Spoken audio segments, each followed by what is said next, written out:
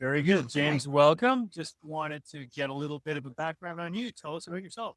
Well, thank you, Ken, for the invite tonight. It's been a pleasure to be here.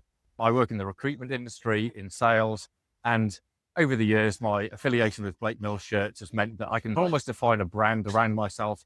I'm known as like the shirt guy, not the sales guy. Now, you've got a beautiful shirt on right now. Tell us a little bit about it. What does it say about you? If I'm being completely candid, I'd forgotten that I ordered this shirt. It was a pre-order. So it arrived on Saturday just now. And it was a kind of surprise and delight thing. It was, oh my goodness me, I'd forgotten I'd ordered this. So I wore it to a food festival in Bristol on Sunday. And almost immediately it was a talking point. And I know that some people maybe think that's a bit narcissistic, but it was wonderful to be able to walk into a place and the first guy at the bar said, my goodness me, where did you get that shirt from? And of course, there it is.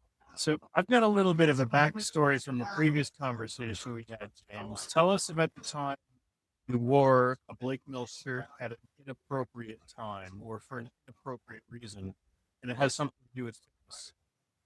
Yes, this is very true, Ken. So I decided after a lifelong inactivity to get involved in running a 10K, which I did successfully-ish, and then buoyed by the success of that, signed up for the next year half marathon in Bristol. And so I'm in training at the moment, and I was supposed to run every Monday. And it came to my Monday, I have to run, the thing goes, ping, ping, and I can't find my gear. So I find a small pair of, I guess, not quite swimming trunks, but what would you call them? Swimming attire. And of course, a Blake Mills shirt. And I just go for a nice run, 6K around the block, and think nothing of it until I come back and my wife is like, what on earth are you doing? But I think it was a nice thing to do.